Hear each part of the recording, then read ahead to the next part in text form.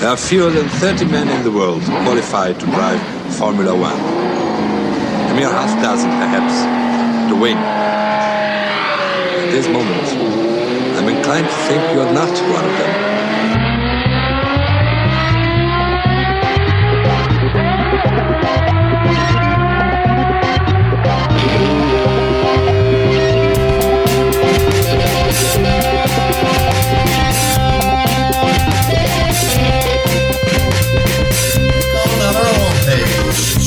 No, you want to.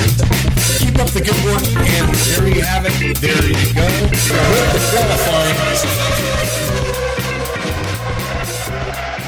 Welcome to F1Weekly.com. My name is Clark Rogers. I'm the host of the program. I'll be joined by Nasir Hamid, my co-host. This is podcast number 1011, September 26, 2023. Nasir?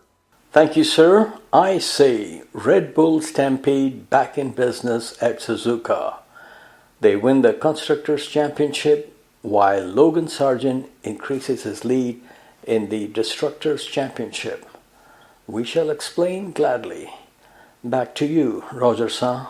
Thank you, Nasir. On today's program, dominating is back, and it is the soup du jour. Fastest Constructors title ever. The McLaren rocket ship seems to be getting closer, and Toto throws a shoe at his television set. And this week's interview, ladies and gentlemen, from the archives again, is the great and wonderful Ove Andersson. Of course, the man won the Rally de Monaco in 1971, Rally de Safari in 1975 in a Peugeot 504. This is an awesome interview. I love it. Nas, keep up the good work. And I just need to remind everybody that we do need your contributions to keep this program on the air. Just click on the Support F1 Weekly tab. You know you want to, and I want to thank Marone Abrams. Thank you very much. We love you dearly. There you have it, Nas. What a fantastic Suzuka. Yes, Sargent. He's a hilarious guy, but when he saw Suzuka was a figure eight, he was getting pretty excited for that Destruction Derby. Oh my goodness, but what a great Grand Prix. Of course, the Red Bull, well, I want to keep it singular. The Red Bull is back.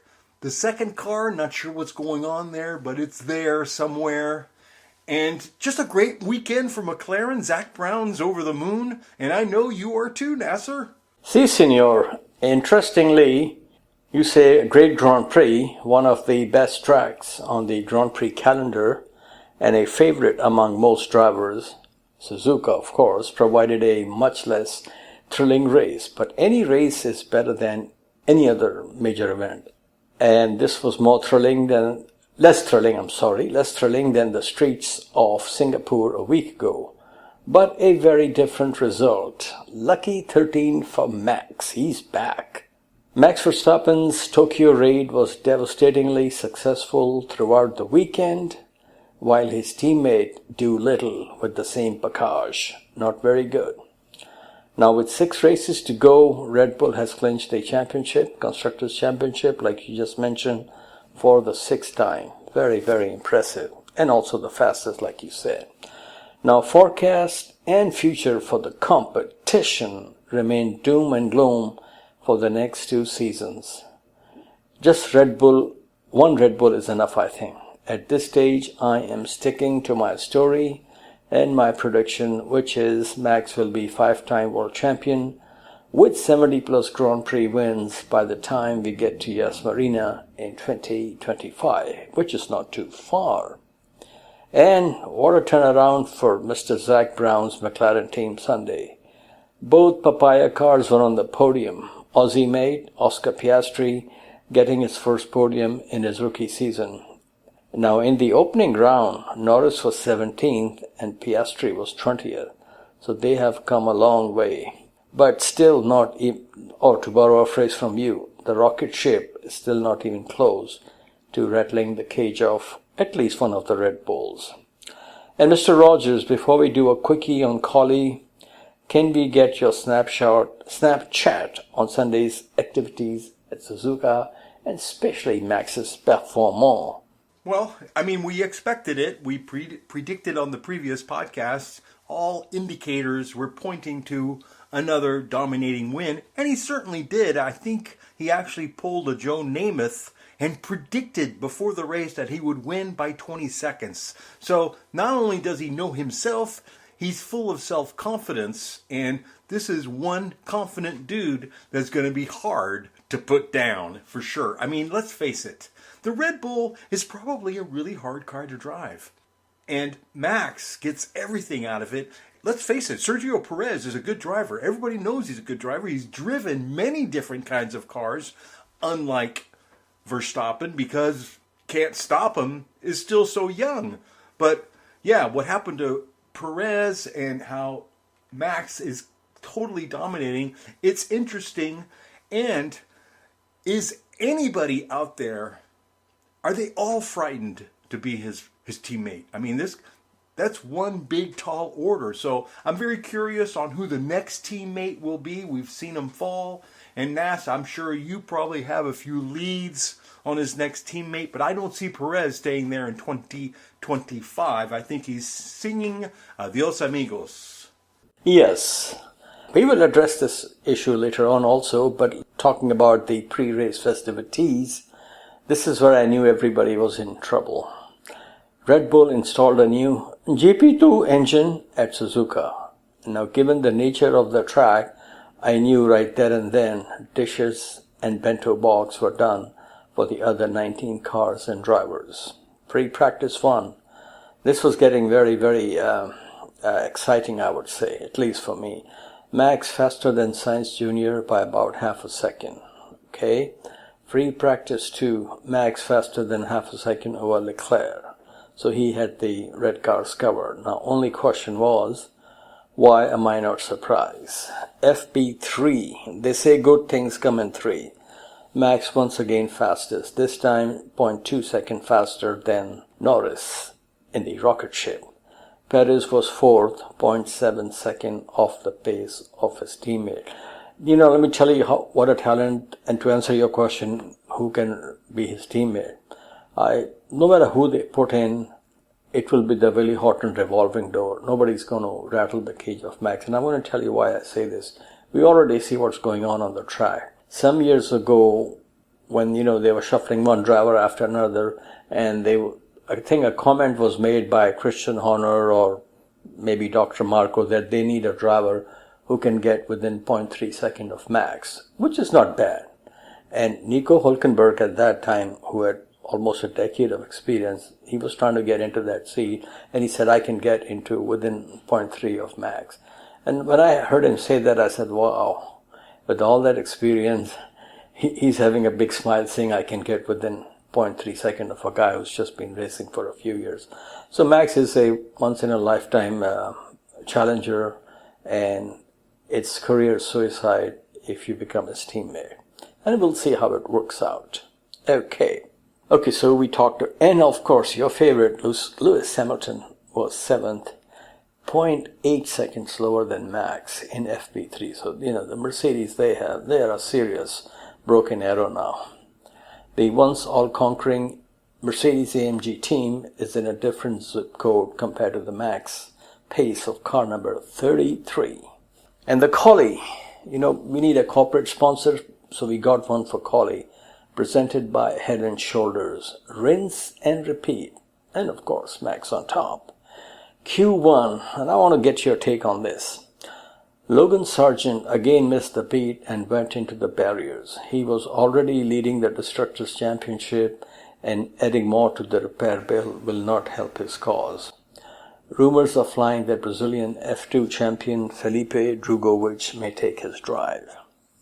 You want to say something on Logan's situation? Well, before I get on Logan Sargent's case, I have to admit, the Japanese Grand Prix is really the authentic super fan. They are super fans, and I love Japan. I love Japanese people. They are awesome. The other thing I'm not happy about in the modern era of Formula One, and I miss it dearly, and I don't understand the world today, but it's grid girls. I mean, the little kids, it's fine. We shake hands with the little kids. I don't want to sound old, but I am. But man, the Grid Girls, I don't know about you, but the Grid Girls really added the certain je ne sais quoi. And as long as we're having bathing suit contests and everything else in the world, what's a couple of Grid Girls gonna hurt? So anyway, that's my 2 cents. But love Japan, love the fans. I just love Suzuka. No, I totally agree with you, sir. But that's the way it goes, And when you see seasoned journalists, very well-respected journalists, talking about drivers, this is an actual quote. I won't take the name of the driver or the journalist, but to call a driver prodigious talent who cannot get into the top 15 after 3 years in a GP2 Formula 2 racing series, it's just putting a lot of Revlon on Porky the Pig. Absolutely. And to Logan Sargent, listen, this guy, even his demeanor, his face, his look, his walk, you could tell he's not comfortable being in Formula One. I think he's a little overwhelmed. It's a little too much. They crashed so early in qualifying. I was totally blown away. And I know these guys are really being nice. They're saying that he is making progress. But, Henry Kissinger is even saying, let's get rid of the guy. Okay, sir. Q2, Leclerc fastest ahead of Max and Checo. All 3 world champions in the race advanced to Q3. Local driver 7th. Q3, business as usual. Max on pole, number 29 of his career, by over half a second. Now, I'm going to tell you something. If somebody is 0.2, 0.3 seconds slower than the man on the pole, you can win the race. But man, if you're going half a second, forget it. 7-time world champion LCH was 7th, over a second slower than Max, so no chance. Your man Fernando could not hear the Red Bull drums as he was 1.5 seconds off the pace of the Dutch Matador.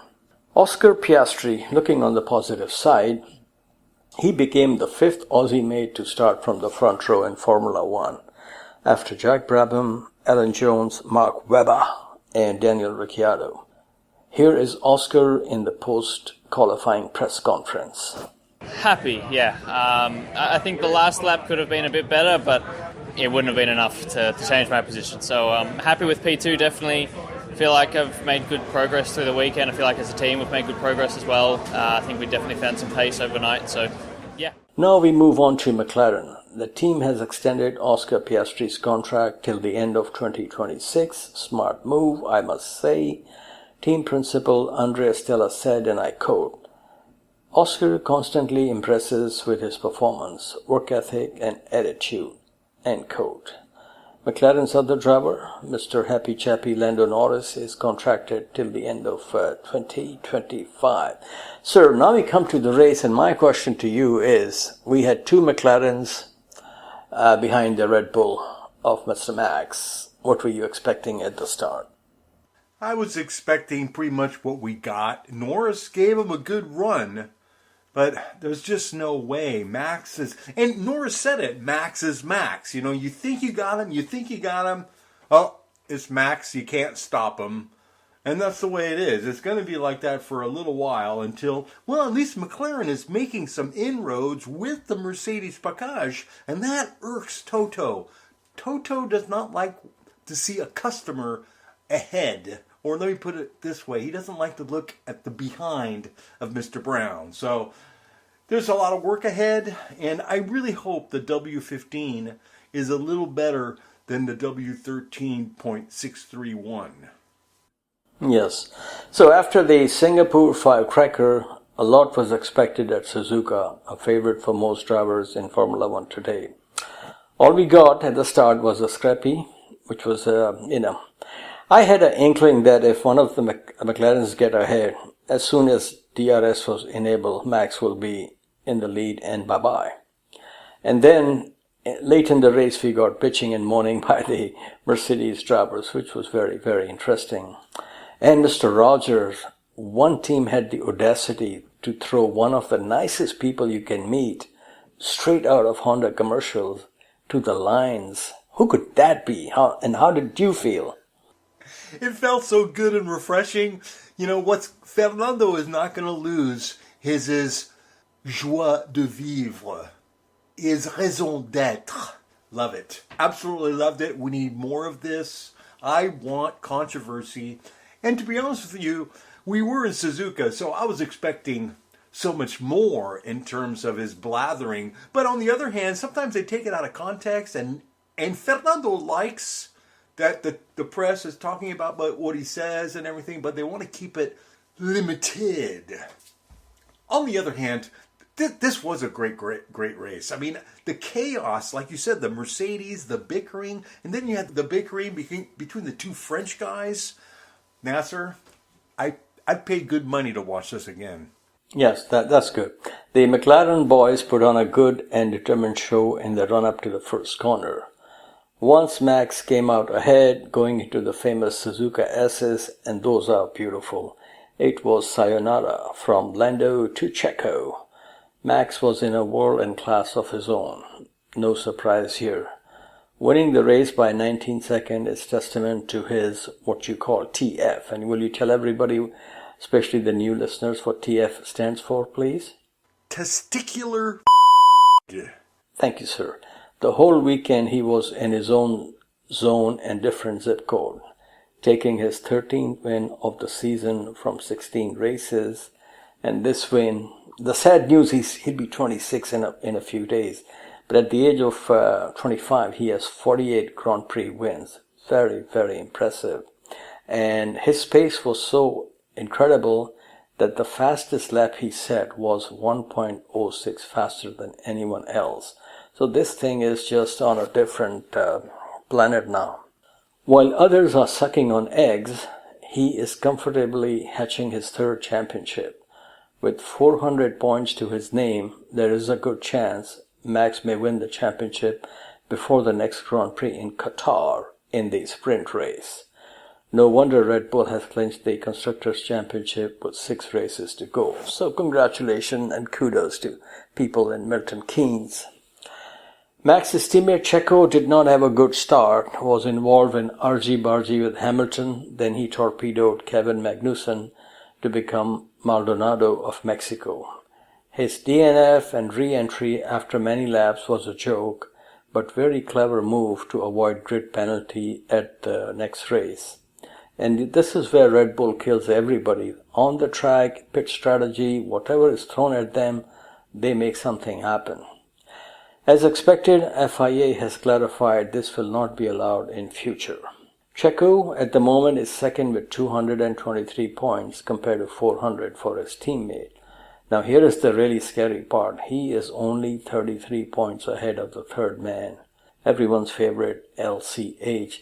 Man, if he does not finish second in the championship with the package he has, then that is very, very sad. Can you imagine Mercedes with what they have, their driver finishes second? Can you even think of that? Unbelievable. Not only that, but Checo's father is going to get the willow switch. Yeah, amazing. As someone said, this is what happens when you put the best driver in the best car. And we have seen this movie many times before. It's a Quinn Martin production called The Difference Between a Good Driver and a Great Driver. You know, in the media and the interweb comments, some people are treating Sergio Perez like a barbecue iguana from Tijuana, which is not, I don't like that, because his only crime is he has a teammate who is one of the all-time greats. And there is no shame to be in slippery situation when you play second banana to such a once-in-a-lifetime talent. In a distant voice, I hear somebody saying, Bottas, Barrichello, Gasly, Irvine, Nakajima. You have to say something on this, sir? It's awesome. Listen, folks, the number 2 driver is a very important part of Formula One. And when you land that gig, it's not that bad. Not everybody can be world champion. There's a lot of great drivers that were never world champion. But being number 2 with a big team means you get a great paycheck. You're around a lot of press, a lot of people all the time. suck it up. You know, my only deal is I think Checo could do a little bit better. I think he's behind Rubinho. Yeah. McLaren boss Andrea Stella said it best regarding Red Bull's domination this season. They are setting references in the history of Formula One. They meaning he. Right? Okay, moving on. The chase is on. Chasing the runaway number 33 was not one of the prancing horses, but the papaya machines. It is good to see McLaren with a serious and speedy pulse. Still a long way to go, but I think Max and Christian Horner can hear the doorbell ringing. Barbarians may not be at the gate, but you can hear the thunder. Lando got another podium a week after Singapore. This is his fourth second-place finish in 7 races, which is very good. In the championship, he is 7th with 115 points. The real big winner and happy chappy was his Australian teammate, Mr. Oscar Piastri. Effectively, and I repeat, effectively managed by Mark Webber. Oscar got his first front row start, which was very good, and also the podium, which is even better. He is now the 6th Australian on the podium in Formula One. Others were Jack Brabham, 3-time world champion, Tim Schenken, Alan Jones, 1980 world champion, Mark Webber, who came very close to winning the championship, and Daniel Ricciardo, who, had he stayed with Max at Red Bull, would have won a lot of races by now and maybe a championship. Piastri is 9th in the championship with 57 points. Mr. Zach Brown was a very happy camper, and after qualifying he even offered to fly Oscar's mum to the race. Your take on Oscar and his performance over the weekend, Senor? Very impressive. Obviously, the car has taken the updates very, very well, and I'm happy for Oscar. It takes, there's some people on this grid that's never been on the podium, Nasir. It's something to be cherished and be happy about for sure, and proud. But we'll see. We'll see how long McLaren can hang on to this, if they can keep progressing, because getting up to the top is one thing, staying at the top is another. So I wish them all the luck in the world. And Piastri, when you're a rookie and you're with a great team, imagine what can happen, Nasir. Oh yes. Charles Leclerc qualified and finished 4th. Late in the race, he was dazed and confused. When he passed a Red Bull, realizing Checo had retired earlier, he was under the impression he will be on the podium. But when he saw pit board signs saying he was 4th, reality sank in. The Red Bull he passed was not Max Verstappen, but Checo, who had made a re-entry only to make a second exit, or as someone said on another podcast, first driver to have 2 DNFs in the same race. You want to say something, Senor? That was, I'm laughing at Leclerc thinking, come on, if you're passing a Red Bull and you think it's Max Verstappen, you're asleep with your teddy bear in your bed in Monaco. When you wake up, you realize Max Verstappen is like a minute ahead, and that's Checo, your buddy, trying to deliver some flowers. So, no, hilarious stuff, but I love this chit-chat. I just adore it. Good. Leclerc is 6th in the championship with 135 points. Now we come to your favorite, Lewis Carl Hamilton, 5th. Not too long ago, finishing 2nd was a disaster. Times have changed and the tide has lifted another boat to another higher marina. Watching LCH these days is like watching Michael Schumacher when he raced for the same team. All dressed up with all the talent and skills in the world, but do not have tools of the trade to be on the top step of the podium. On a positive note, LCH, apart from Max, is the only driver to have scored in each and every race of the season. So he is bringing in the Pillsbury dough for Toto and Mercedes. He had a very lively tussle with his teammate in the closing stages of the race and before also. And as I've said in an earlier podcast, when Mercedes has a winning package again, both Lewis and Russell would take points from each other, meaning advantage Red Bull and Max, as if he needs any help in winning races and championship. But I really think, and I was listening to Peter Windsor today on a show on YouTube, he was saying basically the same thing, that right now it can be managed, the tension between the two. But when they have a strong package and can win races, then George Russell is not there to roll over and play dead for Mr. Lewis Hamilton. So it will be very, very interesting. And if there is something we like apart from Formula One is cage rattling. So I say bring it on. At the moment, Lewis is third in the championship with 190 points. Sixth was Carlos Sainz Jr. Like his teammate, the smooth operator and winner from Singapore started and finished in the same position, sixth. Scuderia Ferrari did not even make it to the podium, but team principal Fred Vasseur still put a positive spin on it, saying, and I quote, "I think we did the most we could have done today, making up another 4 points on Mercedes," end quote. Carlito is fifth in the championship with 150 points. Seventh, George Russell. He was asking, who do we want to fight, each other or the others? A very valid question, but I must say I did enjoy the ding-dong battle George had with his teammate. It was no surprise when he was not interested in giving up his position to Lewis, but then he got the memo when he was told, "George, this is an instruction." Not too long ago, his teammate was given similar instructions in Abu Dhabi, and then Paddy Lowe had to get on the team radio to let LCH know, "This is not a request, this is an instruction, so what goes around, comes around." Did you enjoy this stuff that was going on, sir? Immensely. I mean, I love it because now you're starting to finally see the competitiveness between them when they're fighting each other, and it was awesome. And I hate to say this, but I think Lewis Hamilton stays out on top of this, and Russell makes a few little mistakes here and there, and I think he has been rattled, but George is very quick. So as George settles in, I mean, Lewis has been there for a while, so it's going to get interesting if they do get that delivery of the package. Yeah, I think this will really come down to a situation who is strong mentally, just like the Max and Daniel Ricciardo at Red Bull and Ayrton Senna and Prost at McLaren.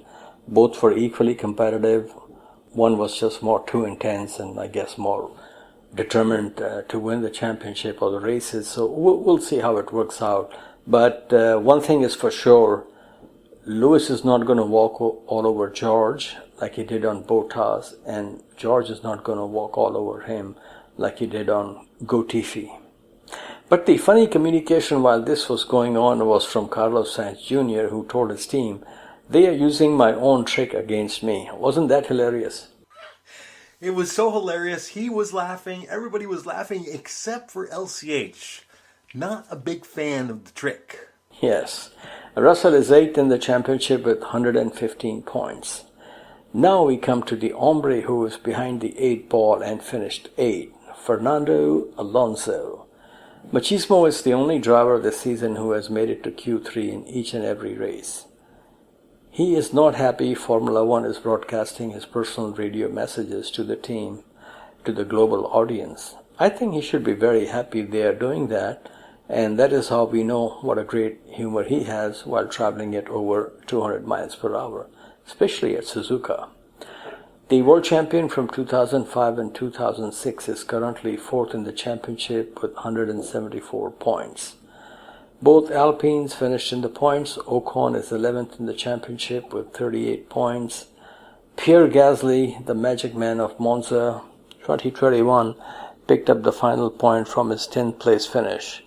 Currently, he is 11th in the championship with 46 points.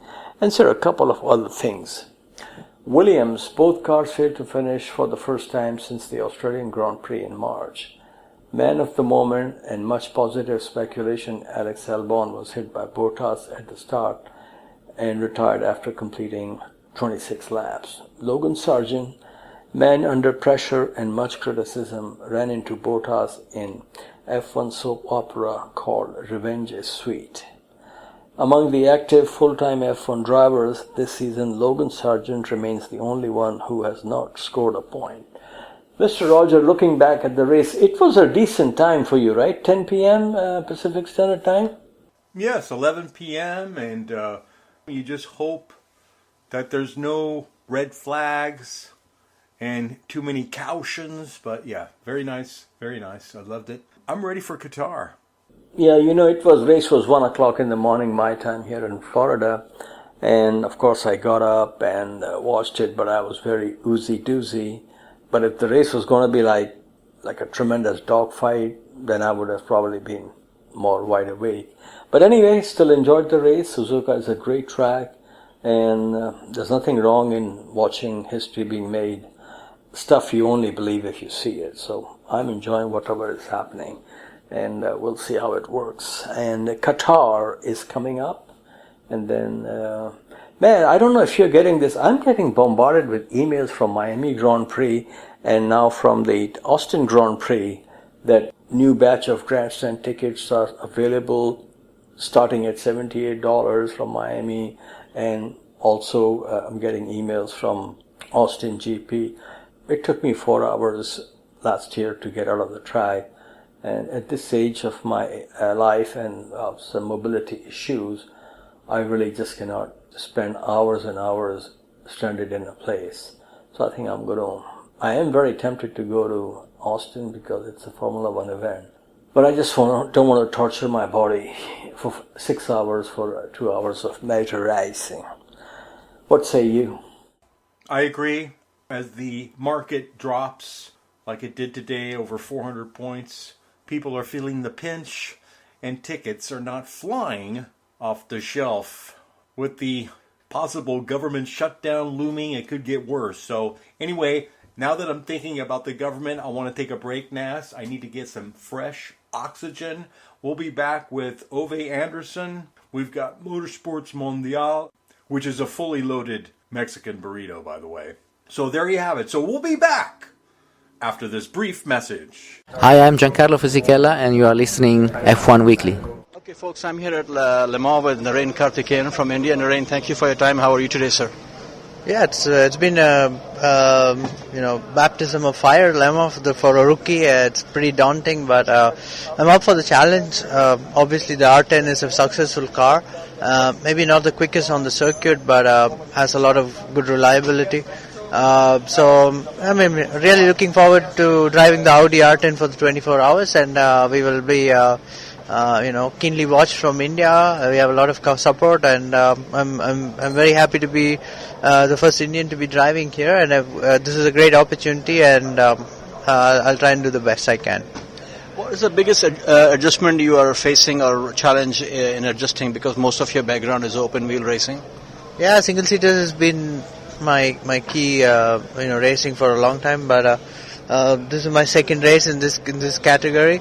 But nothing prepares you for the Le Mans unless you do it, and the next time you do it, you'll be more experienced, and that could be the first year is always going to be the most difficult one. And how did this deal come about? Did Dr. Colin Collis call you, or you approach them? Can you give us a little background, please? Well, I've known Dr. Collis for a long time in my Formula 1 days and Formula 3 days. So obviously we kept in touch, and when the opportunity came up, he gave me a call, and nobody would want to resist the offer to drive the R10. So I was here. Now you talk about support in India. There's a Formula 1 race coming up there. How big is the interest in motor racing among general public? I mean, will we see an average Indian more interested in Formula 1 than cricket in the next few years? Well, that's a long shot, but what I can tell you is there's a lot of interest in Formula 1 and motor racing. Whole A1GP also because we are a front-running team, the A1 Team India. So there's a lot of following, and there's a lot of support for me as well.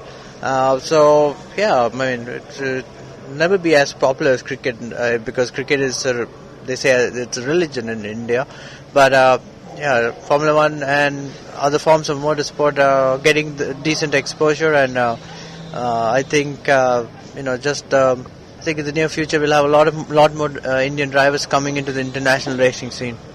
You mentioned A1GP. The car is very nice looking, light blue color. It reminds me of the old Matra car. And you got your first win in Shanghai, if I remember correctly. Yes. How big was that for Indian motorsports and for you personally? Yeah, the win in China gave us a huge boost. That was end of 2007, and then we again won in England in Brands Hatch in 2008. So it was fabulous. And then the economic downturn, we kind of struggled this year with the finances of the team and everything. But we're trying to restructure it and put it together. And the new A1GP Ferrari car is awesome to drive, and we are hopefully going to get a strong team put together for the forthcoming season. When you first moved from India to England, I believe you were with Carlin Motor Racing Team. Were you surprised at the difference in, obviously the depth of competition was greater, but was there a big difference in the competitiveness of racing drivers from what you were used to in India and Southeast Asia? Sure, I was racing in England before I raced in Asia, so I knew what to expect. But my big break was, I think, the confidence and everything came when I won in Formula 3 in England. All the great drivers, Ayrton Senna, so many of them have graduated through the British Formula 3 Championship, and I won some races there, competing with Sato, Jenson Button, and beating them in occasions. I think that gave me the confidence to go to the next level, and I definitely thought I had a crack at Formula 1, and then the dream came true in 2005. Now, if I remember, there was quite a bit of exchange of words between your camp and the team. There was some tension. Looks like they were trying to get rid of you or whatever it was. What happened there? If you could talk a little bit about there, please. I don't know. I mean, it's just some speculation, and I think it got all out of proportion. But as I told you, we had a great relationship with the team, and that's all I can say. Okay. Now, you had a huge crash. I was watching this race live in China. Tell us a little bit about that. It's a long time ago, but just got it wrong, and the tires were not up to temperature, and I had a crash. So it wasn't nothing too just dramatic from the outside, but not from the inside. Okay, another reference to in the media. Media may say something that you may not say. There were also some reports that you don't want to drive for Vijay Mallya's team because it's a back of the bus operation. Any truth to that report? No, I mean, I said what I have to say because they didn't want me, and it wasn't that I was going and asking for a drive anyways. So he kept referring to that Karun and I are not good enough or whatever. So again, it got out of proportion in the media because you say something and it's not portrayed in that manner, and it's kind of speculated. So it when it comes up, it feels really dramatic, but it's not that bad, to be honest. Well, I'm glad to hear that, and that's why I'm asking you. Okay, now, what is the game plan for next season if you have some agenda going on right now? If you could talk about it, please. Well, my management is trying to do something we keep everything open. NASCAR is a possibility as well. So you're making history everywhere, man. Welcome back to F1Weekly.com. Clark Rogers here, your host. And now, as we spin the globe and go around the world with Motorsports Mondial and the king, the Sultan himself, Nasir Hamid. Thank you, sir. And I say greetings and racing regards from the Kentucky coal mine to the California sun. And you're going to take us to the snow of Sweden for a interview from the archives. That is correct, Nasir. This is another interview that we had packaged together on podcast 206 many moons ago. The late Ove Andersson, a great character, a lover of rally driving, and that's how he passed. He was killed in an accident driving a 1957 444 Volvo. But yes, winner of Monaco 1971. That is the Rally de Monaco. Great guy, wonderful, and he was right there at Toyota at the beginning, and then he transitioned into the F1 team because he was part of their motorsports program in the early 2000s. So thank you very much, Nasir. This was recorded back in 2007. This interview, Clark, is with Ove Andersson, and I met both him and Freddie Parley at Laguna Seca for the Monterey Historics, and I started following motorsports really in 1973, and both of these gentlemen were at the top of their games.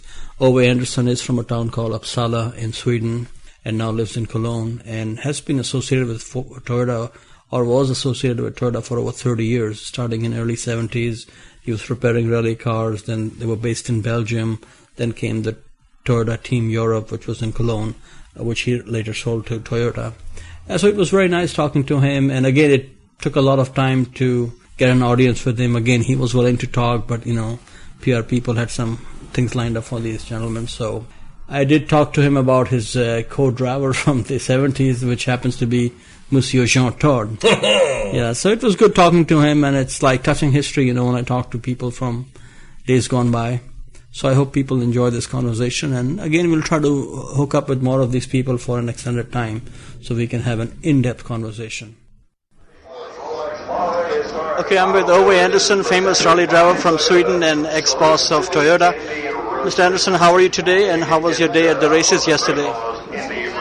I'm very fine today, and I had a lot of fun yesterday. And I've had a nice morning. This morning we went to Pebble Beach to have a look. Very interesting. Was this your first trip to California? I have been in Los Angeles before, but I have never been here. Now, you had a long association with Toyota, but prior to that you were with Saab. Can you tell us about your early racing interests, how you got involved, and a little bit about your career when you were with Saab? Well, I started to drive in 1961 with Saab. Then my first works car was a Mini in 1963. Then I got works cars from Saab in 1964, 65. 1966 I started to drive with Lancia. And 1968 I was works driver of Ford. End of 70 I started with Renault Alpine, and then started with Toyota in end of 1972. Now you have one of few select drivers who have won both the Monte Carlo and Safari Rally. Which was more satisfying for you, and which is harder to win?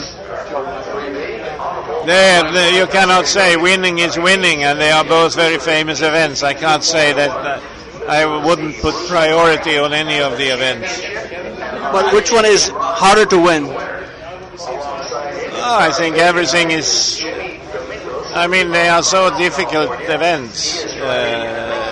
Safari War used to be very, very tough, and Monte Carlo was difficult weather conditions, snow and ice and so on. But both have their particularities. Maybe Safari is a tougher event, longer event, and more difficult from the physical point of view. But as a challenge, they are both equal. Now, I remember you from the 1973 Safari driving a Peugeot 504 with Jean Todt as your teammate, the co-driver. We see him on TV now wearing a sweater in a hot race. Was he like that in those days also? Todt was a very special person, yes. A very good co-driver. And who were some of the toughest competitors when you were in your rallying days, like Bjorn Waldegard, Sandro Monari? Who were some of the real good drivers that you thought, this is good competition for me? Everybody is a good competition if they have a good car, but I think as a driver talent, I would put Jean-Luc Terrier as a natural talent. Maybe Juha Kankkonen, incredible talent. Carlos Sainz, very professional, very, hard working, but get nothing for free, has to work a lot, while Kankkonen just... Among the rallying drivers of today, who do you like? Yeah, Grönholm comes out of my old team, so I must like him best. Now, going to Formula One, you were involved with the Toyota program for a while, for several years.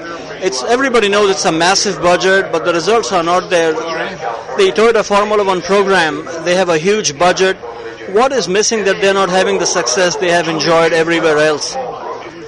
I think the budget is not.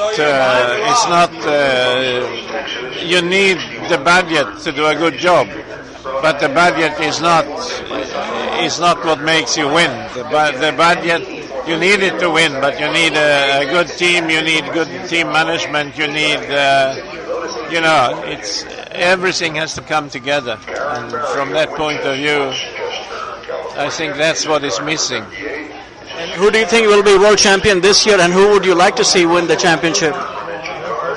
I would like to see Hamilton. Thank you very much for your time. And finally, how about a message for listeners of F1 Weekly, please?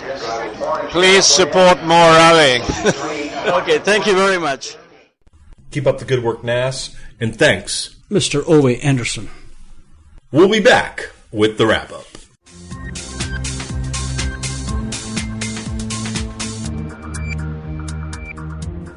And here's this week's F1Weekly.com trivia answers.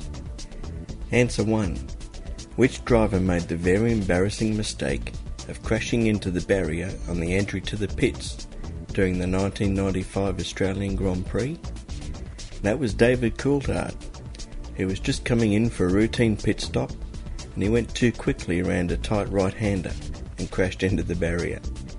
At the time, Coulthard was driving for the Williams team. And answer 2. In an age of pit stops and unlimited amount of fuel, which driver ran out of fuel in the 1997 Australian Grand Prix? And the answer is Jean Alesi. Although the Benetton team informed Alesi of his problem with fuel, he refused to pit. Needless to say, Flavio was not impressed. Okay, thanks for listening. Talk to you again next week. Bye now. Nas, back to you. Okay, sir, let's start the Motorsports Mondial with the sunny side of Delhi, MotoGP from India. The first ever Indian MotoGP took place on the Bodh International Circuit. And this is the same place where the Indian Formula One Grand Prix took place before issues with the taxman derailed the event. Italian Marco Bezzecchi won the race for Ducati, Jorge Martin was second, with Fabio Quartararo third. Championship leader Francesco Bagnaia crashed out. At one time he had a huge lead, but now if he keeps doing this, we may have a, challenger for the championship lead soon. Now, sir, we come to the siege of Logangrad.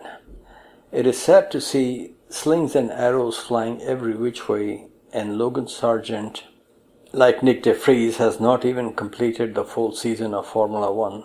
And some people are asking for chop chop.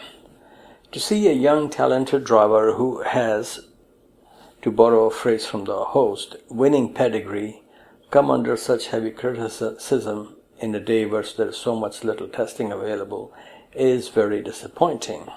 We interviewed Logan Sargent when he was in karting. He had a stellar karting career and was very impressive in his Formula 2 season and took the championship fight to the final round in Formula 3 against a talent no other than Oscar Piastri, and that was just a few years ago. And if I remember correctly, Logan was leading the championship going into the final round. Flip side of the coin is you should know what you're getting into. I think it was Franz Tost from Toro Rosso who once said, "We are not running a kindergarten here in Formula 1. Unfortunately, Logan's performance against his teammate leaves a lot to be desired, especially when compared to Oscar Piastri's performance against his teammate Lando Norris. I certainly hope Doralton Partners based in New York City give him another season to get up to speed.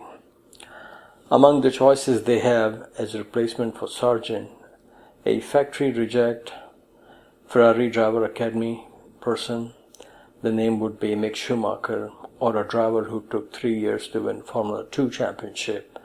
The name in this case would be Felipe Drugovich. As we all know in Formula 1, money is thicker than blood of your compadre. The next 60 days are crucial for Logan. Barbarians are at the gate and vultures are circling. As they say in the song, Mama said on a stormy weather, don't know why there's no sun in the sky. Mr. Rogers, is the sky falling for Sargent, and is he the second coming of Scott Speed? I'm not sure. I know he's a talented young man. Maybe he needs to go to the Howard Driving Academy just to get more focus. Because I think he can do it.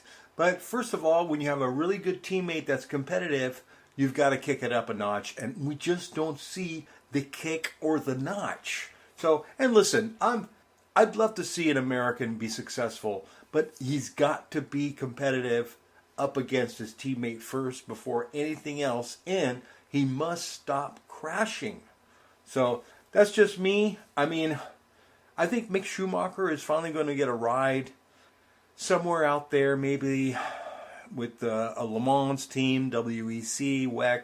I think Vettel is looking into those directions, so we'll see. Vettel, where Vettel goes, Mick Schumacher may follow. So watch that movie. I think it's going to be interesting. Yeah, let's hope Logan is not feeling faded like his blue jeans and can put on a good show in the remaining races. And like Christian Horner said about Checo, just drive the car and, don't crash.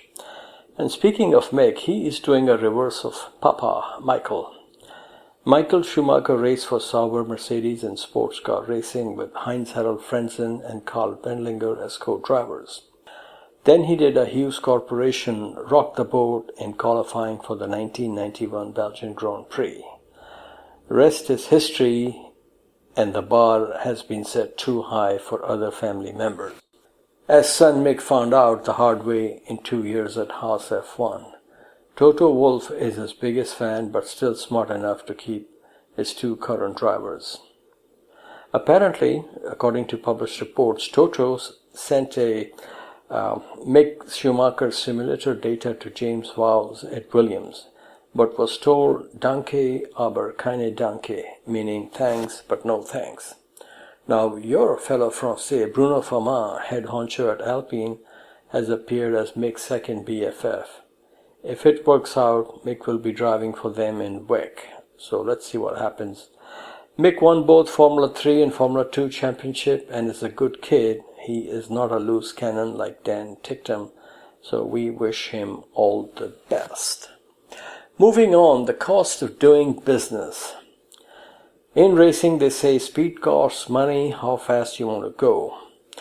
Well, crashing also costs a lot of money, so today we look at top 5 in the Constructors Championship. Leading the way with repair bill of 3.9 million is Logan Sargent. Lance Stroll is second with 2.7 million, which I think is smaller than his monthly allowance. Sergio Perez is third on the podium with damages of 2.4 million. Fourth is Pierre Gasly with a repair bill of 2.3 million. And completing the top 5 is Alexander Albon at 1.8 million. Mr. Rogers, if you were a Geico agent, would you give insurance to these drivers and save them 15%? I probably would. And Flo, she's such a nice lady. She'd insure him as well. Oh, that's nice to know. So there is hope for these youths. Moving on to your favorite series. What's the name, sir? Le NASCAR. Yes, sir. From Texas Motor Speedway, historic day for Hendrick Motorsports, as driver William Byron delivers victory number 13 for the team. Okay, that's good. Okay, sir. Now we come to our goodie bag, Historical Mondial, a look at Formula One racing in the land of the rising sun. Formula One racing arrived in Japan in 1976 as the season finale. Season-long rivalry between Niki Lauda and James Hunt was going to be decided here. Then came the heavy rains and the race was almost cancelled. After only a few laps, Niki Lauda pulled into the pits for self-preservation and James Hunt went on to finish third and was surprised to learn he had won the championship. The race was won by Mario Andretti from pole position in his Lotus. The first Formula One race at Suzuka took place in 1986. And this Honda-owned circuit, which was designed as a test track for them by Dutchman John Hugenholz, has seen some very exciting and dubious clinching of titles. In 1987, R. Nige had a huge accident in qualifying, which allowed his Williams teammate Nelson Piquet to win the championship. Later, Mansell would write in his column for Autosport magazine that when he was being flown to a hospital in Tokyo in a helicopter, the pilot and those on board played a game for 10 minutes called Let's Spot the Hospital. They had some difficulty because of all the tall buildings in downtown Tokyo. Now we come to 1988. Ayrton Senna stalled at the start from pole position, and his McLaren teammate Alain Prost took off and established a pretty decent lead. But a very determined Senna fought back to pass and win the first of his 3 championships, all with McLaren-Honda combo. In the following 2 years, 1989 and 1990, the 2 McLaren drivers would each enjoy a championship in equally controversial clashes, and this is talked about all the time in the world of racing. In 2005, Kimi Räikkönen started from way back in the field and made a daring pass on the outside of Fisico on the final lap to grab an incredible victory. In 2007, the Japanese Grand Prix took place at the Toyota-owned Fuji circuit. Once again, heavy rain was order of the day, and a rookie driving for McLaren put on an incredible performance to win the race. His name, Lewis Hamilton. His 2-time world champion crashed heavily all on his own. Mr. Rogers, I am having a Morrison moment. I can't seem to find his face in my mind at the moment. Perhaps the chip of California can help me. Yes, that would be ranch dressing, Nasir. Okay. Not Spanish balsamic dressing? No. That's what messed them all up. If it was Spanish, he would have won that Grand Prix and should have won that race. Come on, Nasir. Yes, absolutely. In 2014, this was a very sad day for us. 2014, tragedy struck at Suzuka when during a VSC in the rain, Jules Bianchi left the track and hit a crane or a recovery vehicle that was trying to retrieve a car of Adrian Sutil, suffering serious head injuries, and poor Bianchi never regained consciousness and passed away the following year. And you know what, we interviewed him several times in his June Formula 3, Formula 2 career. Along with Bottas, Bianchi has been, of all the drivers I have met, very polite, very decent, and absolutely down to earth. So he will be remembered always. The most successful driver in the Japanese Grand Prix is no surprise, Michael Schumacher, with 6 wins. Michael also won 2 other Formula 1 races in Japan, the 1994 and 95 Pacific Grand Prix, which was held at the Aida circuit, which is today called Okayama circuit. The most successful team in Japan is McLaren with 9 wins. An interesting note about the Suzuka circuit is the very first motor race here in the early 60s was a sports car race, was won by Peter Warr, the ex-team Lotus manager and the man who never lost any love for Nigel Mansell. Okay, sir, now we come to famous last words. And today they come from soon-to-be 3-time world champion Max Verstappen. So let's hear what he has to say. Honestly, yeah, we had a bad weekend. Of course, then people start talking about, it's all because of the technical directives. I think they can go suck on an egg. I say, Toto, it's called an ostrich egg. Let's see what Max will serve them in the next round. Scramble, sunny side up, or another 3-egg omelette on the competition face. We at F1 Weekly would like to congratulate Red Bull on clinching the Constructors Championship. And that brings us to Musical Mondial, and we invite Queen to the Palatial Studios. Take it away, Freddie. Thank you for listening, and please enjoy. Thank you. Good night.